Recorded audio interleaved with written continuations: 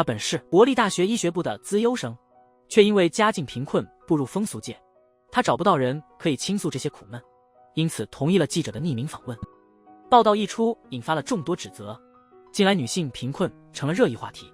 燕史所属的财经杂志社打算做一系列报道，主编把焦点放在疫情期间陷入贫困的女性上。撰稿人曾是深八风俗店的前社会部记者，他以前也报道过关于贫困的文章。主编把齐田的名片放在桌上，同时把这个任务交给了燕史，他要求2周后必须发表这篇文章。主编知道燕史因为家庭问题才不得已重返杂志社，所以他希望燕史通过这系列报道能有所表现。燕史虽然通过邮件与齐田联系过，他从未见过齐田真人的真面目，只能凭报道中的照片前去约定地点见面。他看到一个长得像齐田的男人，急忙上前问话。2人确定身份后，齐田一开口就问钱呢？燕史把装钱的信封递过去，他委婉地指出他的装扮不太合适，他们要去采访那些勇敢面对创伤的女性，所以得对他表示足够的尊重。但齐田不仅未回答他的问题，反倒自顾自找下一个采访对象。等待时间不长，他们就听到了一个稍带歉意的声音向他们打招呼，带着女孩进入了人迹罕至的咖啡馆。齐田拿到他的学生证后，让他取下口罩以便核对，毕竟日东大学是个考入困难的国立学府，所以燕史对他这样一个尖子生出现在贫困话题的现场挺意外的。虽然他请客，但广田只是客气地点了份薯条。在他多次坚持下，他最后又加了杯雪顶咖啡。燕史打电话订餐时，齐田直接取出信封给广田，让他数一数酬劳，然后转头让后面的燕史帮忙点份猪排饭。尽管他认为齐田直接谈钱有点唐突，可他催他别磨蹭，快些开始。他只得一边拿出摄影机，一边说明仅用于新闻报道，绝不会泄露或公开。应广田的要求，避开了他的面部拍摄。齐田提到报道中将用假名后，直接进入了正题。广田是日东大学的大3学生，他大一时曾在风俗行业工作，因为疫情的缘故，他现在主要是帮忙爸爸。面对燕史迷茫的眼神，他双手紧握，含糊地说是用手工的。正当气氛变得尴尬，服务员送饮料进来打破了沉默，但可齐田突然意识到史没帮他点饮料。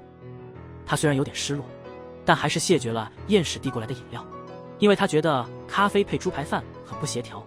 2人的争执逗乐了紧张而僵硬的广田，也缓解了之前的尴尬气氛。他之所以选择做风俗，是因为家庭困难，他的父母因为是非正式员工而被解雇，所以他拼命学习，想找份赚钱的工作。他的父母原本以没钱为由反对他上大学，最后他提到奖学金和勤工俭学才勉强说服他们。但他进了大学后才意识到，自己在财务上完全独立不了。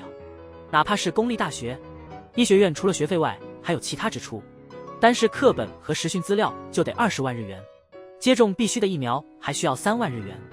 广田每个工作日晚上都去打工挣钱，周末则全力复习。因为医学院的考试非常严格，他不得不保证学习时间不能因打工而减少。但这么做赚的钱不多，即便他努力打工，每月也只能挣大约5万日元。奖学金其实不过是一种贷款，额度不大而利息较高，因此他的钱到了夏季就差不多花完了。但齐田对此感到困惑，虽然他1个月只赚5万，但因为住在家里，他应该还是能够支付教材费的。广田苦笑着说他加入了社团，因为他是大一新生，所以需要买制服、参加训练等。他大概花了6万日元。燕史感到有点不理解，他生活已经这么困难了，为何还要加入社团呢？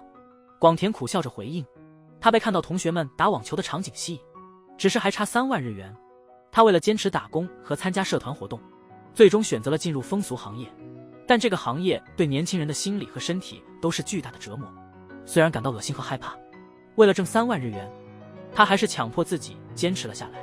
然而，随着疫情的蔓延，工作受到限制，他偶尔还得向父亲伸手要钱。你喜欢帮爸爸做事吗？注意措辞哦。我压根没闲钱玩乐，只是补贴不够用而已。现想熬过国考。燕史在告别时，好奇地问广田为什么参加这次采访。他说，因为学校同学都家境好，他缺个倾诉的对象，但我觉得他更是希望有人听听他的故事，给他点支持。燕史在广田离开时，给他带份小礼物表达谢意。他的善举让广田感触良多，但目送他离去，心里却有点沉重。尽管主编对齐田的稿件很满意，燕史却对他的采访方式大有微词，因此他想换个写手。他也认为齐田的态度有点问题，他可能会引来不必要的麻烦。但燕史难以找到既懂得风俗业，又能达到财经杂志标准的作者，他只能放弃。他提议删掉关于社团的采访内容，他担心这可能招来不必要的麻烦。但是主编让他自己去跟齐田沟通，他只得鼓起勇气给齐田打了。齐田不耐烦地接起燕史的电话时，他立刻如机关枪般追问起来，因为他认为社团活动仅是兴趣爱好，没钱就不该参加。他觉得这会削弱那些关于女性贫困的报道的说服力。你真不懂啊，如果你非得删掉，那我就撤稿，因为马上就要截稿了。所以燕史只能选择妥协。这篇采访一上网便引起了广泛关注，有 97% 的人对此表示批评。燕史特别生气，他觉得都是齐田自作主张的结果，但齐田却把他的电话拉黑了。燕史的研究课题是研究因贫困沦为风俗女性的原因。这次采访的对象是个就读于国立大学医学部的优秀学生，但报道一上线，立刻遭到了众多尖锐的评论。大家没有聚焦在大学生贫困这个核心问题上，而是带着居高临下的态度抒发不满。燕史认为这是因为齐田坚持不删掉部分部门活动内容所导致的。气愤之下，他找到齐田要他担责，他让他陪同自己去找广田道歉。燕史希望齐田能体谅下广田的感受，他不能只顾自己表达，让广田受伤。写报告真是件残酷又真实的事。虽然齐田话语冷漠，但他仍带燕史去广田工作的风俗店找他。燕史正好碰到准备回家的广田，他们找了个人迹罕至的地方。他向广田低头道歉，为这次报道引发的麻烦，但广田却递给他一张贺卡。此刻的空气因尴尬陷入沉默，这是因为燕史想起了自己将闺蜜的礼物拿来送人。他呆滞的眼神让广田觉得很尴尬。他说自己不会拿别人的东西。燕史赶紧不停地道歉，为自己的无礼。我只想做个普通人，只是想参加社团活动。像我这样的人想过普通生活，简直就是奢侈。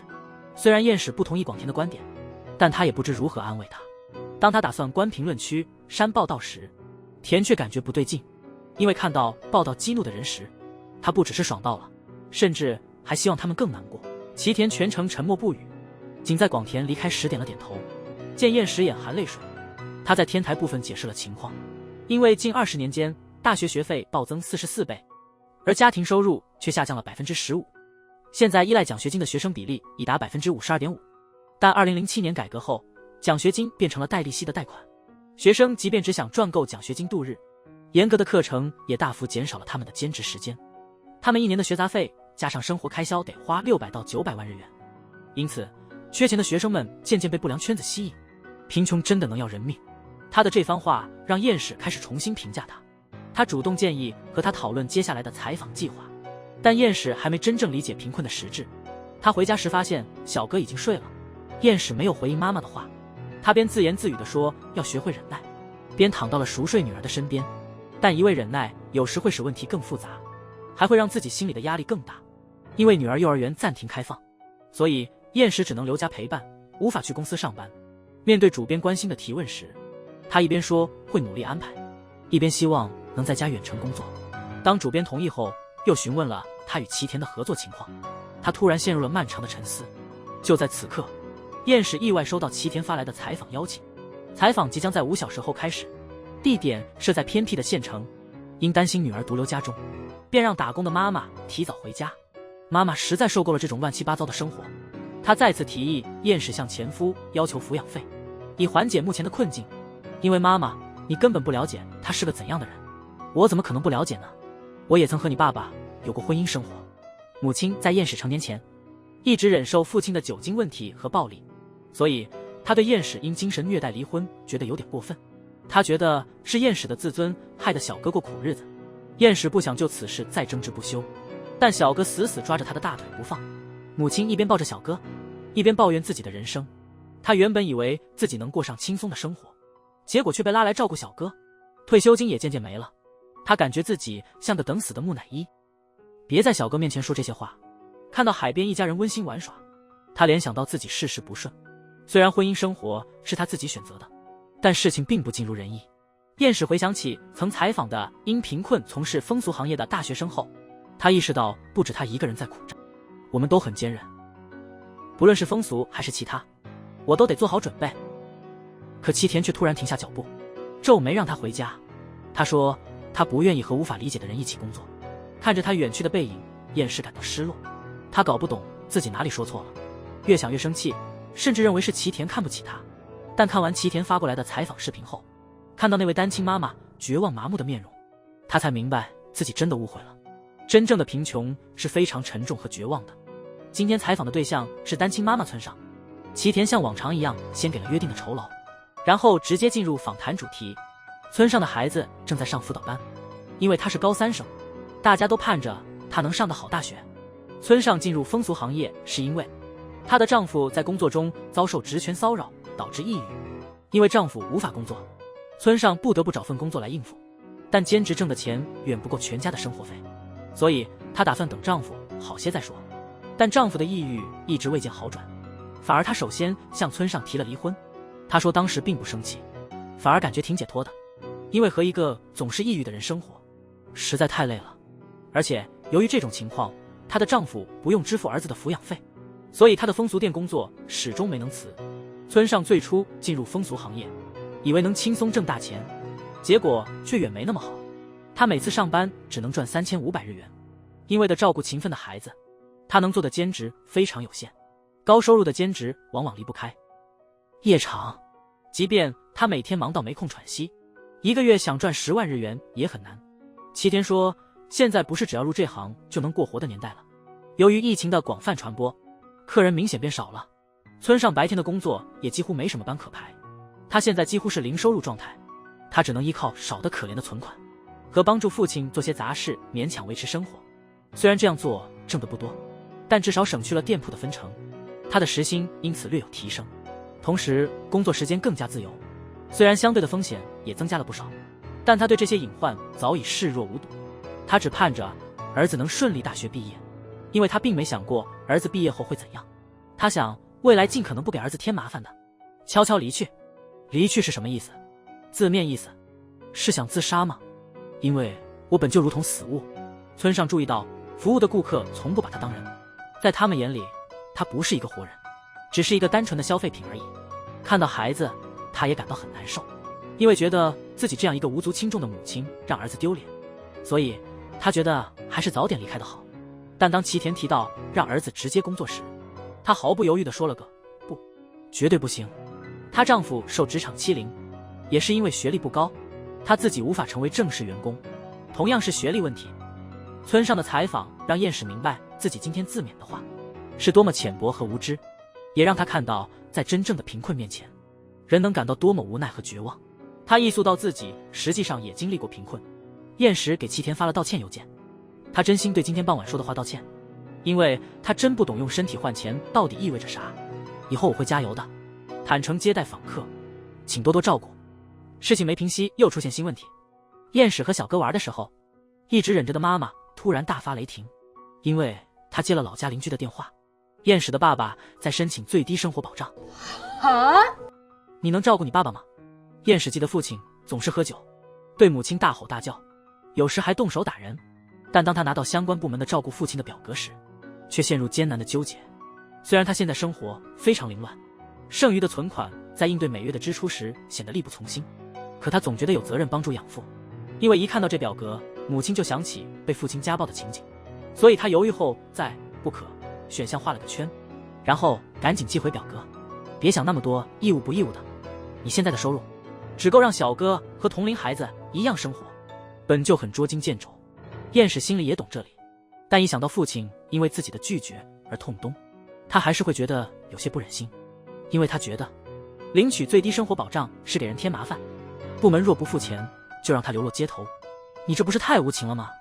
母亲听了燕史偏袒父亲的话，又伤心又觉得委屈。他当初被家暴时，母亲只是旁观，他确实也看见过自己跪在父亲膝边哭求的场面，但他现在只顾父亲的状况，而忽略了自己的感受。如果你真要帮助他，那就离开这个家吧，干嘛非得这样？对妈妈来说，他或许是外人，但他毕竟是我爸爸。燕史在责怪母亲时完全忘记了，前夫提供抚养费也是应该的，但每次母亲去要求抚养费时，他总是会很生气。可能是因为母亲太宽容了，他一直没安慰过母亲一句。经过2位女性的采访后，在齐田的解释中，燕史终于意识到了自己的问题，他泪洒在养父的申请书上，画了个叉。他记得的父亲，不是醉酒，就是对妈妈大声吼叫，甚至动手。所以这次听别人讲类似的故事时，他因为感同身受而沉浸在往事中。但高坂小姐的情况与燕史恰恰相反，她长期遭受父亲的家暴，她的母亲因为软弱只能选择旁观，因此她无法忍受这样的家庭环境而选择离家。尽管跟父亲住一起时经济上不愁，但她觉得离开父亲比解决基本生活需求还要重要。要是再见一次，我可能会害了他，他实在是太可恶了。和他同住实在是太累太痛苦了，整天都想结束生命。虽然我们的经历很相似，但燕史仍然觉得高坂小姐的看法太极端了。她的成长背景虽然也不理想，但她始终认为家族关系非常重要。你提到的这种血缘关系，只在担当共同体角色时存在才显得有意义。他突然想起了寄来的养父的遗愿书和父亲对母亲的家暴记忆。正当他打算和齐田讨论此事时，却被他朋友的意外出现打断。他目送两人离开，好奇地猜测他们的关系，把原本要讨论的事情暂时抛到了脑后。晚上，他突然接到齐田的电话，他询问结束采访时他似乎还有未说的话。燕史没料到他会为了这事专门来电，他有点尴尬地谈起父亲申请低保的事。尽管爸妈已经离异，考虑到他是自己亲爹，他总觉得应该帮他一把。放弃你爸爸，可是你有钱吗？别无选择了。因为齐田和妈妈观点挺像，他开始怀疑自己是不是有点不正常。第二天，齐田带着燕史来到一条古老狭窄的街区做采访。他们在街上看到一个蓬头垢面不断张望的女性，她正是他们要采访的对象。川上女士所住的公寓很冷，燕史不由得缩了缩身。她的房门还是用的简单的挂锁。虽然现在53岁的川上女士生活艰难，但她几年前生活是无忧无虑的。她的父亲是做媒体的，他们家过去很富裕。她婚后成了家庭主妇，老公工作稳定，但夫妻小矛盾积累成大问题。她33岁带女傻离婚，爸爸给她找了个年薪400万的秘书职，加上育儿补助，她和女儿的生活还算不错。可川上的状况在8年前父母去世后变差，因为他们一直照顾患有精神分裂症的姐姐。父母过世后，姐姐无人照料，川上因担心姐姐，放弃了继承权，将父母留下的财产全都转给了她。她生活顺利，对社会现实却不太了解，天真的认为这能让姐姐独自生活。然而几个月后，接连接到医院和福利中心的电话，得知姐姐住进了精神病院，需要她支付治疗费和照顾生活。原来川上的姐姐患有精神分裂症，她胡投资和赌博，几个月就花光父母留的遗产，她住的房子还被奸商以低价卖掉了。川上后悔把所有遗产留给姐姐，他对让姐姐独自生活感到后悔。因为一匪到精神分裂的姐姐，在父母去世后会非常惶恐，这使得他姐姐的病情进一步恶化。川上只好开始在东京和关西之间长距离穿梭照顾，他每月交通和姐姐治疗的费用加一起要超过10万日元，多时甚至高达30万日元。而他没空照顾姐姐时，就得花钱请看护，因为姐姐已经多次尝试跳河和拦电车，以及半夜离家出走、公共场所突然大叫等问题，因此川上常常从东京被叫到关西。他感到一边工作一边照顾姐姐的远程护理实在太难，于是他做出了一个极端的决定，放弃了稳定的秘书工作。他单纯认为姐姐很快会康复，等姐姐好了再找新工作就行。但姐姐的病情迟迟不见好转，他因年龄大和照顾姐姐工作难觅，他的存款慢慢的就花光了，只能通过借债来维持生活。他即将考东大的女儿不得不退学，成为他重担下的第一个牺牲者。尽管面对困境，女儿没有被打垮，而是转到了函授学校继续学习。他最后因负担不起大学学费，只好放弃了大学生活。为避开债权人，川上女士托人找到了县住所。她照顾姐姐的行为不仅耽误了自己的未来，也毁了女儿的人生，这也是无奈之举。我不能不管不顾。川上的姐姐2年前因肝硬化去世，看到姐姐遗体时，她不由得松了口气。她对自己这样感到羞耻，对不起。终于结束了长期的照顾，感到一种解脱很正常。川上女士的故事让燕史想起了和父亲的事，可能是公寓太阴了，或是心里感觉寒冷，她抱着自己颤抖。齐天说川上女士其实能避免贫困，如果她选择不照顾姐姐的话，姐姐得以住院，享受最低生活保障。但因川上草率插手，姐姐竟被踢出了医疗体系，因此她全力照顾，不但没治好姐姐，反而自己也陷入贫穷。齐田的结论让燕氏觉得不可思议，他觉得他实在太冷酷。他认为照顾家人是应尽的责任，川上女士的情况就摆在眼前，他却像是忘了一样。他因为硬要担起照顾姐姓责任，结果让自己女儿失去了光明前程。是啊，可是别纠结了。尽管燕氏清楚父亲很不好，抚养他对他是负担重重，但一想到不抚养他，就觉得罪孽深重，宁可牺牲自我，也要顾家人。将社会问题归咎为道德伦理问题，让个人感受罪恶感本身就是不合理。川上要是能珍惜自己的生活就好了，你也试试。齐田的话让燕氏心情复杂，难以平静。这篇报道发布后，立刻激起了社会广泛讨论。和之前的国立大一女学生报道不同，这次评论里充满了同情和鼓励。燕氏还在犹豫是否该放弃照顾养父，小哥突然拿着折纸传单走了过来，他才从妈妈那里知道，幼儿园发来了背包购买清单。看到小哥想买蓝色书包，他的心情马上晴转多云，因为他意识到不能因为养父牺牲小哥的未来。他内心终于做出了决定，等小哥睡熟后，在道德和良心的煎熬中，他含泪在养父的意愿表上勾了不可。爸爸，对不起。一个女人在电车上紧抓着一个男人的手臂，她哭喊着说有人摸她屁股，但被指控的男子否认这事。他也没打算下一站就下车，这事一直在他心头挥之不去。他觉得自己本该做点什么，却什么都没做。第二天的采访更是加剧了他心中的无助和悲伤。三井太太因长期遭受丈夫精神虐待而得了抑郁症和恐男症，因此这次采访的任务就落在燕氏身上了。她刚坐下，三井女士便如同开了话闸一样滔滔不绝。她透露自己患有抑郁症，需要服用的药物有8种。从她的表情和语调可以明显感受到她精神状态不太对劲。趁三井女士去拿药的当口，燕氏向齐田使了个眼色求助。三井女士高中毕业后在一个代工厂工作，那里她遭受了严重的职权骚扰，因为那里几乎全是男性，因此她难以融入他们。起初他们便贬称她为胖子和丑八怪，后来又说她是无用和负担，甚至嘲讽她是公司的经济小偷，最终便开始声称她全靠他们养活。因此他们规定她每早要向男同事道谢，如果不低头表示尊敬，他们就不允许她坐下。长期处于这种环境，巨大的压力使她的精神日益恶化。当三井因公司内困境选择自杀未遂时，她不但没得到慰问，反被痛斥一顿。随后主管建议她辞职去结婚，她便嫁给了单位中最年轻的同事。因丈夫在某种程度上还算照顾她，所以她本想这样平静地过完此生。她曾想，如果不嫁给他，自己可能也嫁不出去了。我倒觉得这是种幸运。但丈夫不久后露出真面目，经常闭门窗，在家对三井言语虐待。她在结婚8年后生了2个儿子，想到孩子们还未成年，所以她身心疲惫地去了医院，随后被转接到福利中心。在那里的帮助下，她逐渐恢复了。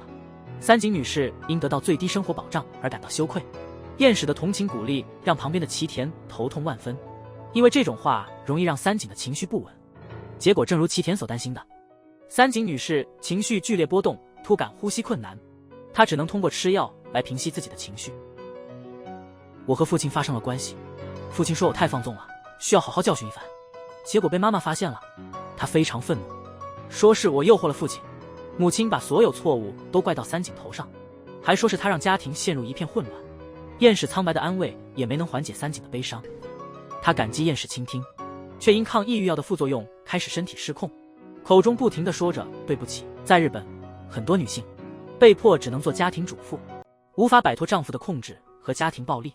看到燕氏也沉浸在情绪里，他便带她去了自己常去的餐厅用餐。他对菜单上的奇特菜肴感到好奇，朋友感受到气氛有点压抑，便夸张的动作推荐燕氏尝试烤蝎子，自己却选择了普通的炒饭。燕氏在电视上看到一名20多岁女生被砍的新闻，嫌疑人的作案动机仅仅是因为她笑得太多让她不快。燕氏回想起高中在电车上的经历，心情顿时崩溃。朋友急忙叫了杯热黄酒，给她喝点东西稳稳情绪。她喝完黄酒，开始聊起高中以来压在心头的事，还提到婚前她丈夫总爱骂她难听的话。齐田突然以工作为由起身离开。朋友在送燕氏去车站时，为齐田的怪异行为道歉。他有点犹豫地告诉他，齐田的前女友不止背着他去风俗店工作，还突然一天就消失了。原来他是为了找他才开始写关于风俗业的报道。他一直自责没能发现异状，是因为觉得自己不配站在受伤的你旁边，才会突然离席。听到这些后，厌世拒绝了朋友送他去车站的提议。他有点疲惫地回家了，然后轻轻躺在熟睡女儿旁。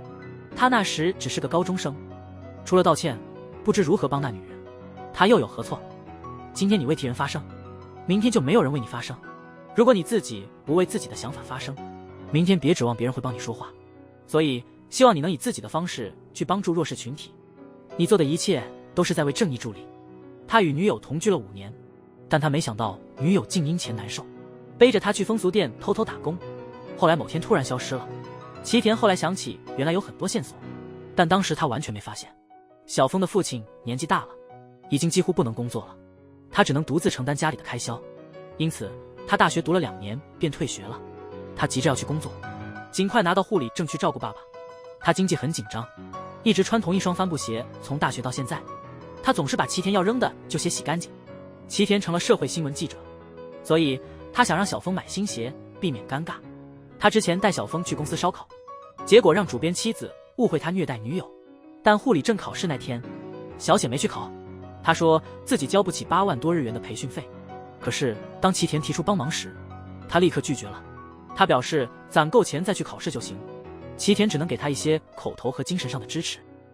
努力吧，成为看护师是你的梦想，对不对？但他偷偷地叹了口气，脸上露出了麻木和绝望的表情。小峰的老家虽然位于海边，他从没体验过海水浴。他讲自己家周边都是工厂，见不到大海。齐田亲自去看便明白。齐田误以为小峰要带他认识家人，但小峰说与其这些，他更想让他带他去海边看真正的大海。他走到齐田身边，拿出手机，表示这就是他梦想中的美丽海景。但无论齐田怎么看，这还只是普通而已。他还有事没做完，所以他打扰了小峰的遐想。小峰接电话时，他的表情显得不自然。几天后，他在阳台接电话，突然消失了。小峰不见后，齐田听同事说在夜店见过他，他急忙赶去，但小峰已经离开。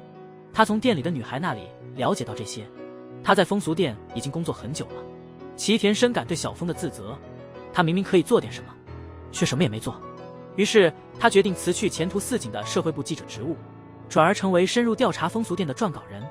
他把这些女孩和小峰重叠起来，通过揭示和体验他们的悲惨生活来惩罚自己。他在屡次试错后，掌握了与这些女孩交流的方法。他不将个人价值观融入采访中，而是以旁观者身份确保自己安全的，尽可能真实的记录和传达信息。他只问必要的问题，对他们的任何回答，他都不做否定，只是仔细聆听他们的叙述。但由于长期接触他们的不幸，齐田的内心逐渐变得麻木，他的采访方式也开始变得更为随意。他每天除了工作就宅在家里，不停地重看小雪发来的海洋视频。那天在等访客时，他在街头看见一个背影很像小峰的女性。由于这位女性曾是家暴幸存者，她的鲁莽行为导致他取消了采访。齐田不停向燕史道歉，燕史对此感到很陌生，但他不但没解释，反说男性不合适这种采访。虽然他很小心，但他一出现，有时就会让女性受访者感觉受威胁。我早就在想这件事了。让男人来写女性贫困，听起来太假了，别人会想，你凭什么来写这些？齐田建议燕史考虑找个更适合的人来写。意识到他想放弃系列连载后，他干脆地把他朋友昨晚告诉他的事说了出来。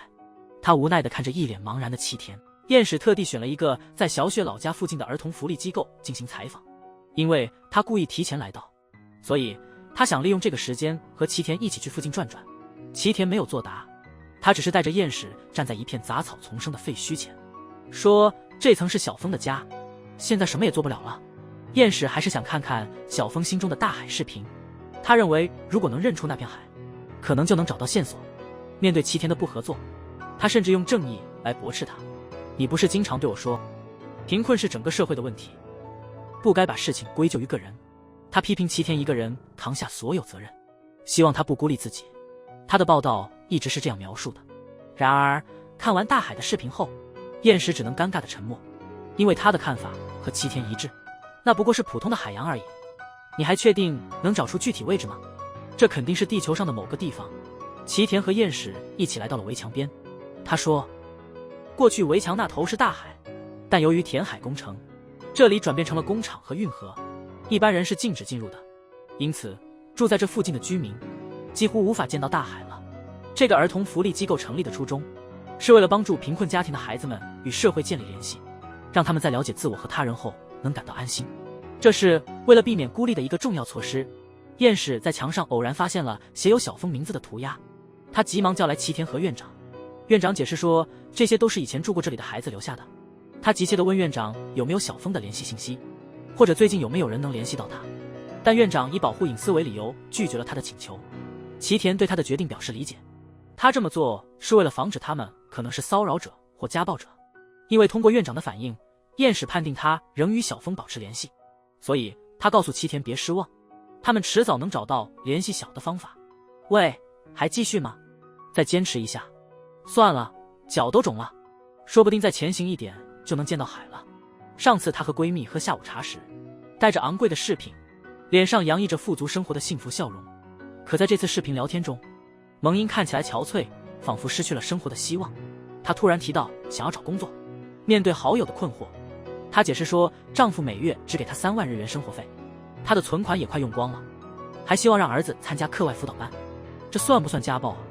确实是经济控制型家暴，可能也没那么严重吧。蒙英的老公因为她不谙世事，在许多方面都限制她。她多次和老公讨论日常问题，却总是因为钱由赚钱的人管的说辞被拒绝。彦史对此很是愤怒，正是蒙英打理家务，她老公才能专心工作，她怎么能只归功于自己呢？蒙英有点不好意思地说自己一无所能。她老公反对她工作的理由，觉得她出去工作就是找麻烦。她的话让俩好友有点尴尬。蒙英的丈夫特别占有欲强，她每次出门和好友吃饭，都得给好友拍张合照，向丈夫汇报自己的行踪。丈夫监控她越来越严，彦史建议她早点搬出家。自从上次语音聊天后，蒙英按照新城的建议，开始积极地搜集关于丈夫精神虐待的证据。1周内，她就在丈夫毫无察觉的情况下，记满了一本便签，并录满了一支录音笔的存储。但新城提到律师需要更有力的证据，如明显的伤痕或医疗报告之类的。这是让蒙英去挨打的意思吗？离婚不就是为了躲避危险和保护自己吗？因为他说，如果证明不了受伤事实，赔偿就难拿到。如果拿不到赔偿，张蒙英离婚后的生活将会很困难。蒙英担忧，即使搜集了证据，法律也难保证能得到足够赡养费。因此，虽然新城为他们母子选了几套合适的房，彦史也推荐了好几个工作机会，但他却神情恍惚，因为他害怕即便现在开始工作也无济于事，养不好儿子。老公一直对儿子挺好，她再想要不要继续忍耐？彦史因为丈夫的精神暴力决定离婚，所以她很理解蒙英害怕和忧虑的感受。虽然她离婚后生活艰难，整日都在担心钱的问题，给女儿买玩具也得三思。尽管如此，她庆幸自己选择了离婚。在齐田的帮助和推荐下，她了解到不少帮助单亲家庭的政策，所以她乐观地告诉蒙英传到桥头自然直。蒙英被她笑容和坚强感动，决定再三思考一下。因为贫困女性系列引发了热议，杂志社决定将采访内容整理成书。在出版前，他们计划对文字进行润色，因此彦史希望受访者能过目修改稿。广田记得彦史最初只想撤销报道，对避免真相的态度印象深刻。他猜想这是为了避免书籍再次引发争议。彦史立刻否认，他解释这是让广田确认改动后内容的准确性。非常抱歉，决定这篇报道怎么处理是咱们的权利。看到广田眼神突然黯淡，彦史说，虽然杂志社有最终决定权，但他不想忽略他的感受。如果他对报道的内容有异议，他们可以好好沟通一下，尽力找到双方都能接受的点。广田对他的改变和成长感到意外，因为他这次没有一味逃避，所以决定先审稿。朋友出现打断了他们的争吵，他说他得开车送店里的姑娘们去车站，因此今晚不能喝酒。他笑称自己像老妈子一样，总在力所能及地帮助他们。随后询问两人争吵的原因，齐田认为新闻应保持独立和真实，但彦史觉得这样对受访者是2次伤害，因为他们多次被背叛，所以他不想再让他们感到被背叛。彦史意识到他们即便遭受背叛，还是愿意分享自己的故事，这是因为他们仍存有希望。因此他不想让他们的期待落空，他尽量完整的传达他们的每一句话。齐田没料到燕史的志向那么大，他终于答应了他的方法。正在这时，燕史突然收到蒙英的电话，他告诉他她的离婚计划被丈夫发现了，并且遭受了家暴。燕史因为太着急而有些手足无措，在朋友的关切询问下，透露了蒙英遭遇的事。朋友和齐田急忙搁下筷子，他开车和他一起去了蒙英家。为了避开麻烦，他们决定在门外等。蒙英哭着对燕史说，她的便签本和录音机都被丈夫弄坏了，她感激自己被打的时候儿子没看见。当燕史建议报警时，她哭着没有作答。就在这时，她儿子突然跑出房间，哭着跑向蒙英，成为蒙英崩溃的最后一根稻草。她哭求燕史帮忙报警，尽管丈夫破坏了她收集的证据，但她身上的伤痕和淤青成了更有力的证明。燕史轻轻掀起她的袖子，带着歉意为她的伤痕拍照记录。蒙英的老公刚想进门，就被门口的齐田拦下了。他看齐田对自己的解释毫不在乎，于是推开齐田想要逃跑，但齐田和朋友迅速把他追上，并把他压制在地。齐田看着地上的冰淇淋，无奈摇头。他肯定不觉得买块冰淇淋能弥补家暴。齐田对于自己的工作感到困惑，因为不管他多努力，不幸迅速地把人们吞噬掉。他觉得自己像是在无尽黑暗中呼喊，永远也看不到希望。燕史坚定地对他说，他们的话终将引起共鸣。无论何时，我们的工作不就是先要有信念吗？不久后，燕史工作时突然接到广田小姐的邮件，她同意直接发表稿件。燕史和齐田在出版书前，又去看望了几位曾采访的贫困女性，询问她们的近况。广田小姐现在仍然依靠风俗行业和寻找父亲得到的少许收入，维持大学生活。单亲妈妈村上女士又回酒店做送菜兼职了，可她挣的还是不够儿子的考试费，每月仍需做几次兼职补贴家用。高桥小姐依旧在网咖过着日子，她觉得这样的生活最快乐。川上女士高兴地分享给大家，她女儿找到了工作。而三井小姐在那次采访后就失去了她的联系。经销出版看着为女性提供免费法律咨询的传单，蒙英收到儿子递来的一朵小白雏菊时笑了，这让她对未来重新充满希望。燕史和齐田写的报告不能立即改变他们的生活，世界有时确实不按常理出牌，人对人有时也极其残忍，但他们依然想要告诉世人，他们并不孤单。虽然人生充满了痛苦，但我们依然得坚持生活，因为只有活下去，我们才能迎接希望之光。他们还期望那孤单一人的某个人能在某日得到齐田发来的消息。